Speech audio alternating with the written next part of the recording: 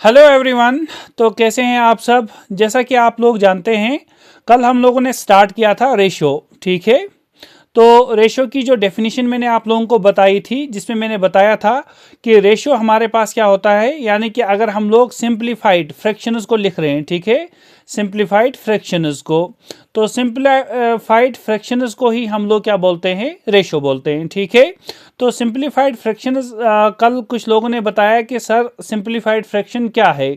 तो simplified fraction का मतलब है यानी कि वो वाला फ्रैक्शन फ्रैक्शन मीन्स यानी कि जब हम लोग a डिवाइड बाई b की फॉर्म में लिखते हैं कोई नंबर, ठीक है, वो वाला फ्रैक्शन जिसमें हमारे पास क्या हो, जिसमें हमारे पास HCF 1 हो। ठीक है, HCF क्या होना चाहिए, 1 होना चाहिए। तो ऐसे फ्रैक्शंस को हम लोग बोलते हैं सिंप्लीफाइड फ्रैक्शंस।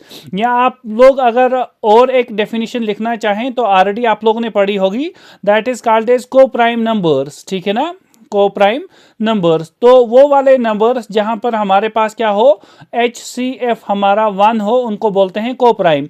तो वही वाला केस यहां पर भी है, तो उसको बोलते हैं हम लोग रेशो। तो ऐसे आप लोग समझें, सपोज आप लोगों ने एक नंबर लिखा 2 डिवाइडेड बाई 4, ठीक है, तो ये हमारा रेशो नहीं है। ठीक है, क्योंकि रेशो में क्या होना चाहिए कि हमारा HCF क्या आना चाहिए, 1। तो आप लोग ऐसे समझ सकते हैं कि अगर मैं यहाँ पर कैंसिलेशन करूँ, 2 1 जा 2, 2 2 जा 4, तो अब हमारा जो नंबर है ये क्या आ गया, 1/2। तो 1/2 आप लोग समझ सकते हैं कि ये हमारा क्या आ गया, ये हमारा रेशो आ गया। ठीक है, इट मीन्स एक्चुअली अगर हम लोग रेशो की अगेन और एक डेफिनेशन बताएं तो आप लोग बता सकते हैं हमारे पास जितने भी रेशनल नंबर्स होते हैं, ठीक है, रेशनल नंबर्स, तो रेशनल नंबर्स में हम लोग बता सकते हैं वो क्या होते हैं हमारे पास रेशोज में। ठीक है, तो अब और कुछ क्वेश्चंस हम लोग करते हैं। कल ऑलरेडी हम लोगों ने कुछ क्वेश्चंस को किया था जो ऑलरेडी क्वेश्चंस पूछे गए थे काफ़ी सारे कॉम्पिटेटिव एग्जाम्स में। तो आज हम लोग और क्वेश्चंस को करते हैं जो क्वेश्चंस ऑलरेडी पूछे गए हैं काफ़ी सारे एग्जाम्स में। जिस तरह से हम लोग एसएससी की बात करें, जेके एसएसबी की बात करें, ठीक है ना, तो रेलवे की बात करें, हर एक एग्जाम में ऐसे क्वेश्चंस पूछे गए हैं। तो एक क्वेश्चन है हमारे पास यहाँ पर कि अगर हम लोग एक्स वाई का रेशो, ठीक है ना, लेंगे, वो हमारा किसके इक्वल है, 2:3 के साथ। It means x/y equals to 2:3। हमें फाइंड क्या करना है, 3x + 2y का रेशो किसके साथ बताना है, 2x + 5y के साथ। ठीक है, तो इसमें हम लोग ऐसे बता सकते हैं कि हमारा x और y का रेशो क्या है। ठीक है, x और y का रेशो क्या है, तो हमारे पास क्या है, एक तो 2 है, दूसरा 3 है। तो अगर मैं बोल रहा हूं कल की तरह कॉमन रेशो इनमें a है, तो ये नंबर बन जाएगा 2a और ये बन जाएगा 3a। ठीक है, इसके बाद क्या करेंगे, हम लोग रेशो निकालेंगे 3x + 2y। तो हम लोग यहां पर लिखते हैं 3x + 2y। रेशो निकालना है किसके साथ, हमारे पास 2x + 5y के साथ। तो क्या आ जाएगा हमारे पास आंसर, तो यहां से आप लोग देख सकते हैं 3x का वैल्यू कितना है, 2a, प्लस क्या करेंगे 2 × y का वैल्यू कितना है, 3a। ठीक है, और इसी तरह से यहां से भी आप लोग वैल्यू दे दें, 2 × x का वैल्यू हो गया 2a और प्लस 5 × y का वैल्यू हो गया 3a। तो यहां से आप लोग देख सकते हैं 3 2 हो गया 6 और यहां पर भी हमारे पास 3 2 हो गया 6। तो इट मीन्स ये बन जाएगा 12a। और रेशो यहाँ से क्या आ जाएगा, 2 2 4 और प्लस 5 3 15। तो यहाँ से आ जाएगा 19a। ठीक है, तो अब देखिए ये दोनों हमारे पास a और a हो गया कैंसिल, तो हमारे पास जो रिक्वायर्ड आंसर आ जाएगा वो होगा 12:19। ठीक है, तो ये हमारा फाइनल आंसर इस वाले क्वेश्चन में आ जाएगा। इसी तरह से एक और क्वेश्चन है हमारा कि अगर हमारे पास दो नंबर्स किस वाले रेशो में है, 6:13 और इनका LCM याद रखना, ये क्वेश्चन एसएसबी में आया था। LCM हमारा क्या है, 312। तो हमें इन नंबर्स को फाइंड करना है, यानी कि हमें बताना है ये कौन से दो नंबर्स होंगे। तो आप लोग देख सकते हैं हमारे पास दो नंबर्स का रेशो क्या है, 6:13।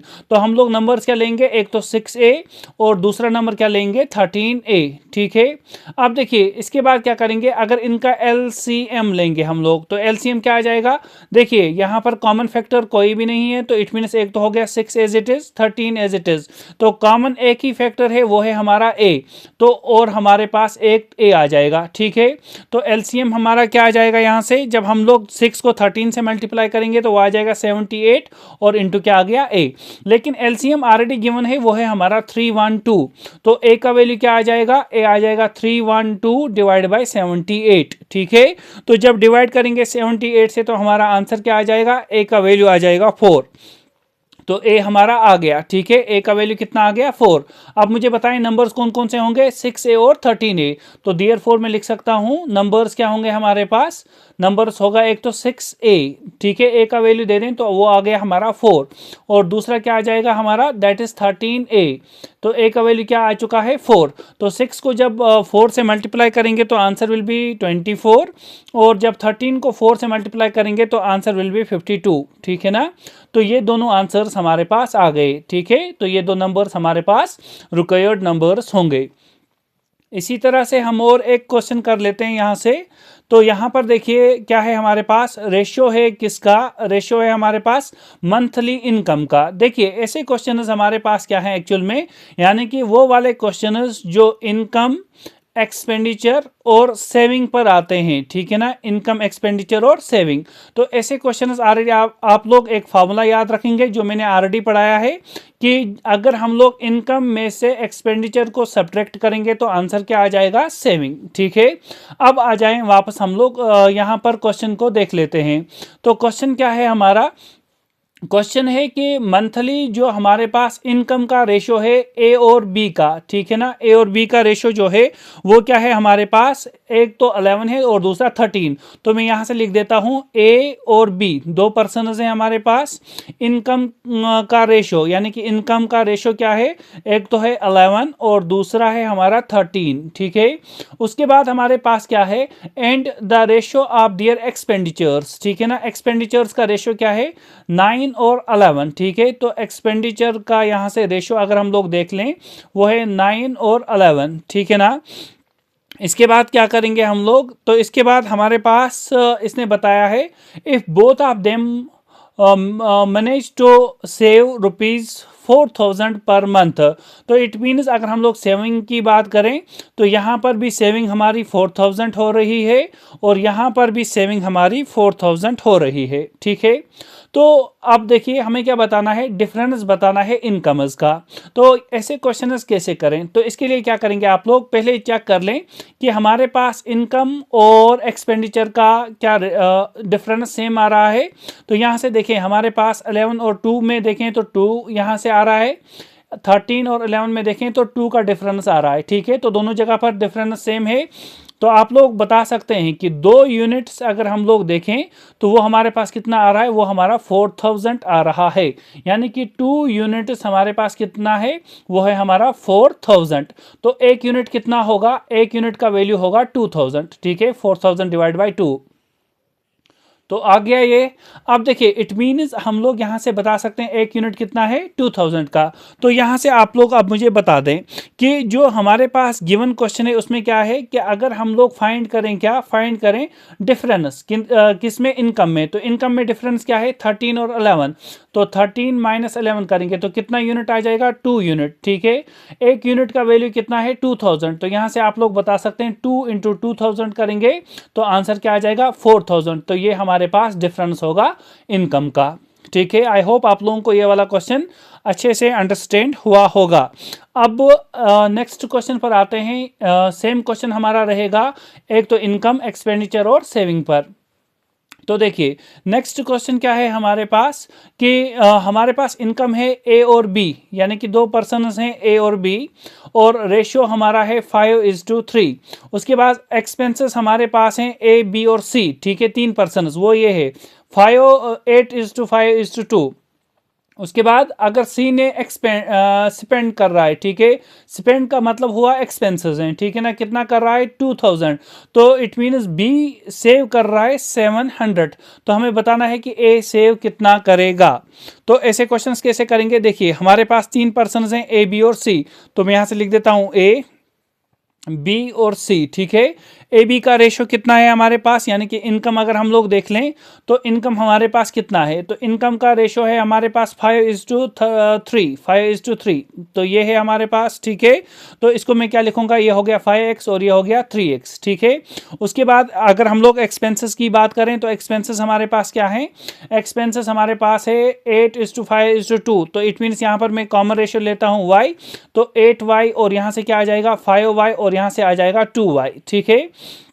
इसके बाद क्या करेंगे, इसने वहीं से बताया है कि जो सी एक्सपेंड यानी कि एक्सपेंसेस हैं वो कितना है 2000, तो सी कितना है 2y, it means 2y is equal to 2000, ठीक है ना। तो y का वैल्यू क्या आ जाएगा, यहाँ से अगर आप लोग y देख लें तो y आ जाएगा हमारे पास 1000, ठीक है ना। y का वैल्यू आ गया 1000, हो गया यहाँ से y का वैल्यू। तो इट मीन्स b कितना कर रहा है एक्सपेंसेस, तो 5 × 1000 हो गया 5000, और a का कितना होगा 8 × 1000 हो गया 8000, ठीक है। इसके बाद क्या करेंगे आप लोग, इसके बाद हमें क्या बताया गया है कि जो बी सेव कर रहा है वो कितना है 700, ठीक है। बी सेव कर रहा है 700, तो बी सेव कर रहा है, सॉरी बी सेव कर रहा है 700, तो बी यहाँ से देख लें, यानी कि अगर हम लोग बी का देखें तो इनकम माइनस एक्सपेंडिचर होता है ना सेविंग, तो इनकम कितना है, इनकम है 3x माइनस एक्सपेंडिचर कितना है 5000, ठीक है। वो कितना आ गया सेविंग, तो सेव कितना कर रहा है 700, ठीक है। तो यहाँ से आप लोग देख सकते हैं, तो हमारे पास बनेगा 3x इज इक्वल टू, इस 5000 को शिफ्ट कर दें तो बनेगा 5700, और x का वैल्यू क्या आ जाएगा, x का वैल्यू क्या आ जाएगा, x का वैल्यू आ जाएगा जब हम लोग 5700 को 3 से डिवाइड करेंगे तो वो आ जाएगा 1900, ठीक है। तो x का वैल्यू तो पता चल गया, ठीक है ना। तो x का वैल्यू यहाँ पर रखें तो 1900 को 5 से मल्टीप्लाई करेंगे, ठीक है ना, क्योंकि हमें ए की सेविंग बतानी है। तो इनकम में से सेविंग निकालेंगे तो हमारे पास, सॉरी इनकम में से एक्सपेंडिचर निकालेंगे तो सेविंग आ जाएगा। तो यहाँ से क्या करेंगे आप लोग, यहाँ से आप लोग बताएंगे ए के लिए, ठीक है। तो ए की इनकम क्या आ जाएगी, वो बन जाएगी 5 × x, यानी कि 5 × 1900, तो 5 को 1900 से जब मल्टीप्लाई करेंगे तो वो आ जाएगा 9500। तो उसके बाद इसके जो हमारे पास सेविंग होगी, तो सेविंग कितना होगा, वो होगा इनकम माइनस एक्सपेंडिचर। इनकम कितना है 9500, एक्सपेंडिचर कितना है दैट इज 8000, ठीक है। तो आंसर कितना आ जाएगा हमारे पास, वो आ जाएगा 1500। तो ये हमारा आंसर रहेगा, ठीक है, जो सेव कर रहा है कौन, ए। इसके बाद हमारे पास नेक्स्ट क्वेश्चन एक और है सेम, यानी कि एक तो हमारा इनकम, दूसरा हमारा एक्सपेंडिचर और तीसरा हमारा सेविंग। अब इसमें आप लोग देख सकते हैं कि रेशो हमारे पास है लास्ट 3 इयर्स इनकम, ठीक है ना। तो एक तो हमारे पास लास्ट 3 इयर्स इनकम के बारे में बताया गया है, रेशो क्या है 3:4:5। तो यहाँ से मैं लिख देता हूँ, हमारे पास 3 पर्सन हैं, ए है हमारा, बी है और सी है। तो लास्ट ईयर्स की अगर हम लोग इनकम देख लें तो इनकम का रेशो क्या है, यानी कि यहाँ पर मैं लिख देता हूँ लास्ट ईयर इनकम का रेशो क्या है 3, 4 और 5, ठीक है, 3, 4 और 5। और उसके बाद क्या है, while the ratio of their last year income to current year, it means last year को जब हम लोग डिवाइड कर रहे हैं किससे, करंट ईयर से, तो वो रेशियो हमारे पास कितना है, वो है 4:5, 3:2, सॉरी 2:3 एंड 3:4। देखिए इस वाले रेशियो को कैसे लिखेंगे, तो जब डिवाइड करेंगे, देखिए हमारे पास क्या है, जो हमारे पास लास्ट ईयर है वो है पहला वाला रेशो ए के लिए 3, तो हम लोग 3 को डिवाइड कर देंगे किससे, 4/5 से। तो आंसर क्या आ जाएगा, वो बनेगा 3 5 हो गया 15, यानी कि इसको ऐसे लिख सकते हैं 3 × 5 / 4, तो वो हो गया 15/4, ठीक है। तो इट मीन्स यहाँ से क्या आ जाएगा हमारे पास, ये आ जाएगा पहले के लिए 15/4। दूसरा क्या आ जाएगा, दूसरा बन जाएगा हमारे पास यहाँ से जब आप करेंगे 2/3 से, तो वो कितना बन जाएगा, वो बनेगा 4/2 होल डिवाइडेड बाई 3, तो वो बनेगा कितना, वो बन जाएगा हमारे पास 3 2 हो गया 6, यानी कि 4/2 × 3, ठीक है। तो आंसर आ जाएगा 6, तो यहाँ से मैं लिख देता हूँ यहाँ पर 6। और उसके बाद हमारे पास थर्ड वाला वैल्यू क्या आ जाएगा, यहाँ से थर्ड वाला वैल्यू है 3:4, तो यहाँ से 5 है, ठीक है। तो 5 को डिवाइड करेंगे 3/4 से, तो आंसर कितना आ जाएगा, आंसर आ जाएगा हमारे पास यहाँ से निकल के, देखिए 5 4 हो गया 20, तो 20 डिवाइड बाई हमारे पास आ जाएगा 3, तो ये आया 20/3, ठीक है। अब मैं ये साइड रब कर देता हूँ, देखिए ये तो आगे आप लोगों को समझ, मैंने रेशो कैसे लिखा। अब इसके बाद क्या करेंगे हम लोग, इसने बताया है कि अगर इन रेशियोज का हम लोग क्या कर दें, सम कर दें। देखिए, if their total current year income is rupees कितना है, 98500।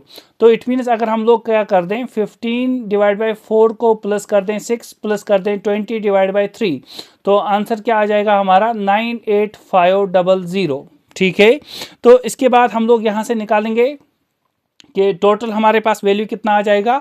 तो यहाँ से देख सकते हैं हमारे पास एलसीएम 12 आ जाएगा। ठीक है, तो हमारा न्यूमिनेटर क्या बनेगा, 12 कैसे बना सकते हैं, 15 को 3 से मल्टीप्लाई करना है तो 45 बन जाएगा, प्लस 6 को 12 से मल्टीप्लाई करेंगे तो ठीक है, तो वो आ जाएगा 72, और प्लस हमारे पास 20 को 4 से मल्टीप्लाई करेंगे तो वो आ जाएगा हमारा 80। ठीक है, तो डिवाइड में क्या आ जाएगा, उसके बाद डिवाइड में हमारे पास 3 आ जाएगा, वो कितना होना चाहिए 98500। तो इट मीन्स यहाँ से आप लोग बता सकते हैं इनका ऐड कर देंगे तो कितना आ जाएगा, 80 प्लस 72 प्लस 45, तो वो होता है 197 डिवाइड बाई 3 हो गया हमारा 98500। तो यहाँ से हम लोग बता सकते हैं इतने यूनिट्स का वैल्यू ये है, तो 1 यूनिट कितना होगा हमारा, 1 यूनिट होगा हमारा 98500 मल्टीप्लाई करेंगे 3 और डिवाइड करेंगे 197 के साथ, तो आंसर क्या आ जाएगा हमारा, तो आंसर हमारे पास आ जाएगा 6000। ठीक है, 6000 हमारा आंसर आ गया यहाँ से।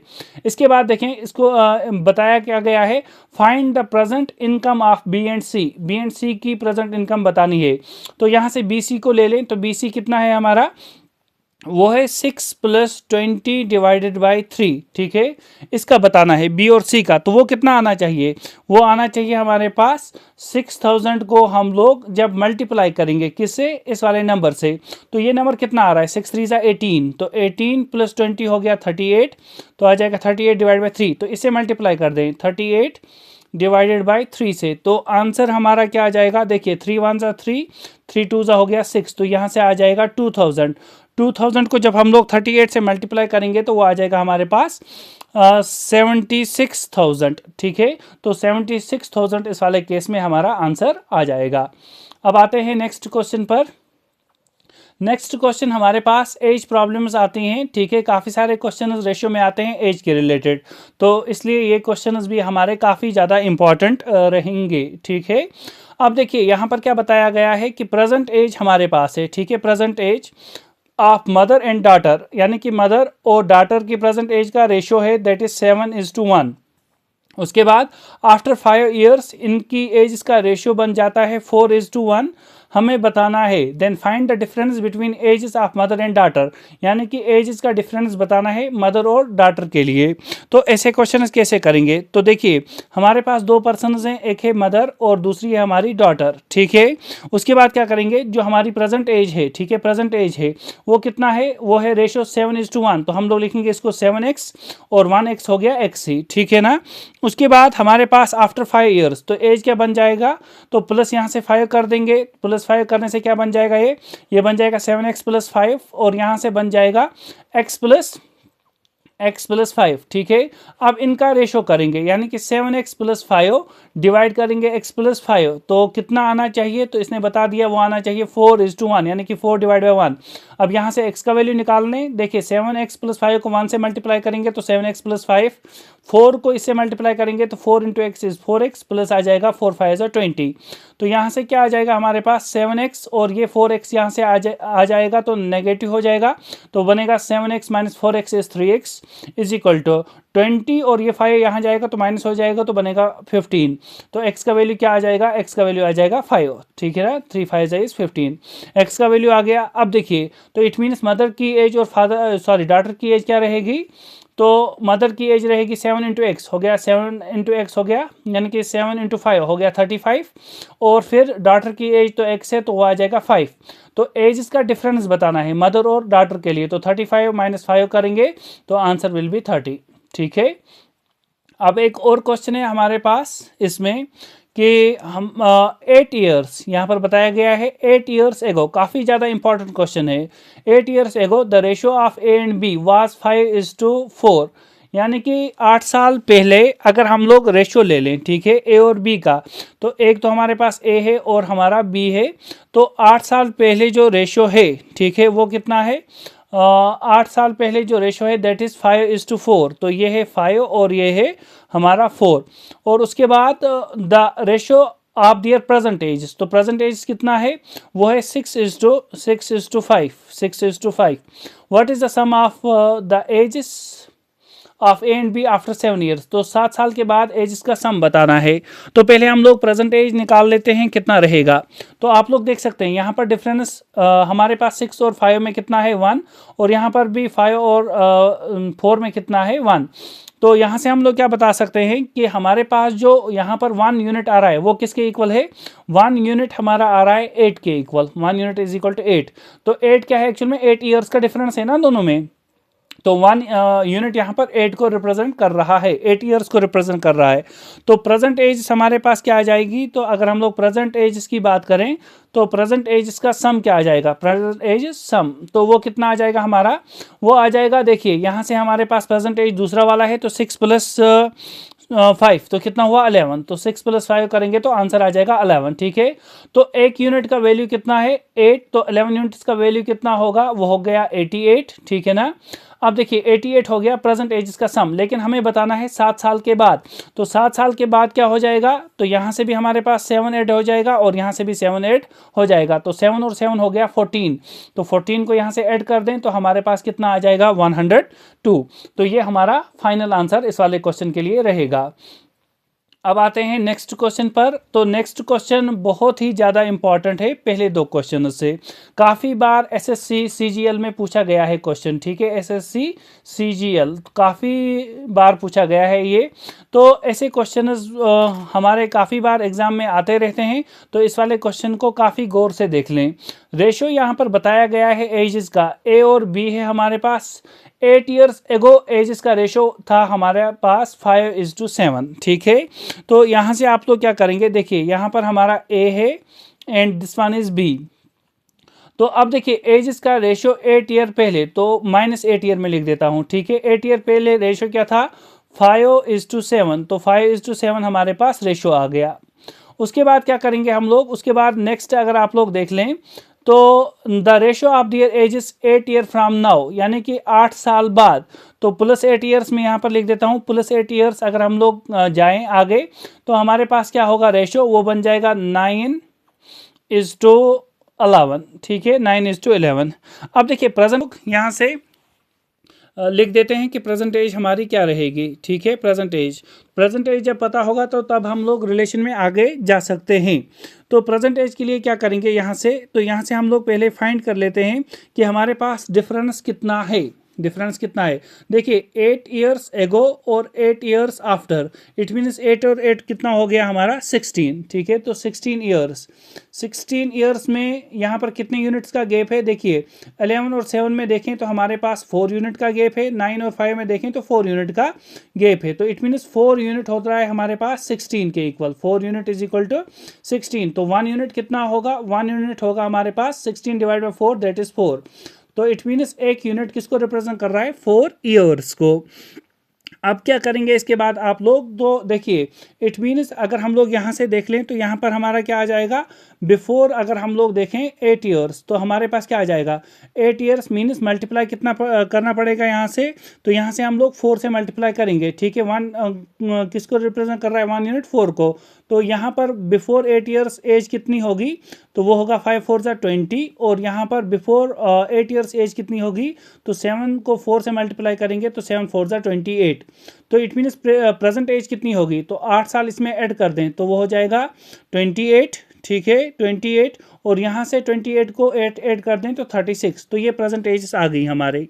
ठीक है, तो इनका रेशो क्या आ गया 28 और 36। अब देखिए इसके बाद क्या करेंगे हम लोग, अब आगे क्वेश्चन में चलें तो हमारे पास है if the present age of C is 13 years less.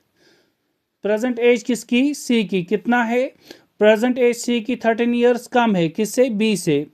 तो सी की प्रेजेंट एज हमारे पास बी से 13 ईयर्स कम है, तो इट मीन्स हमारे पास सी की जो एज है वो बी की प्रेजेंट एज से 13 ईयर्स कम है। तो बी की प्रेजेंट एज कितनी है हमारे पास 36। तो 36 माइनस क्या करेंगे 13, तो हमारे पास आंसर क्या आ जाएगा, सॉरी यहाँ पर आ जाएगा 38, ठीक, सॉरी 36 और -13 करेंगे तो आंसर विल बी 23, ठीक है। और उसके बाद यहाँ से उसके बाद क्या बताया गया है, इसके बाद बताया गया है and the present age of D is 8 years less than that of A. तो जो डी की एज है वो 8 years कम है, ठीक है ना, 8 years कम है किससे, 8 years कम है ए से। तो ए की प्रेजेंट एज क्या है 28, 28 -8 करेंगे तो आंसर विल बी 20, ठीक है। तो ये दो हमारे पास वैल्यूज आ रहे हैं, एक तो आ गया 23 और दूसरा क्या आ गया 20। तो उसके बाद बताया गया है then the sum of the present age of C and D. तो सी और डी की प्रेजेंट एज का अगर हम लोग सम करें तो वो कितना आ जाएगा 23 + 20, तो आंसर विल बी 43। तो ऐसे काफ़ी सारे क्वेश्चंस पूछे गए हैं, तो इट मीन्स ऐसे क्वेश्चंस को आप लोग काफ़ी ज़्यादा प्रैक्टिस कर लें। तो आई होप आप लोगों को ये सारे क्वेश्चंस अंडरस्टैंड हुए होंगे। अगर अंडरस्टैंड हुए क्वेश्चंस तो प्लीज़ चैनल को सब्सक्राइब करें ताकि और अच्छे क्वेश्चंस मैं आपके सामने ले आऊँ।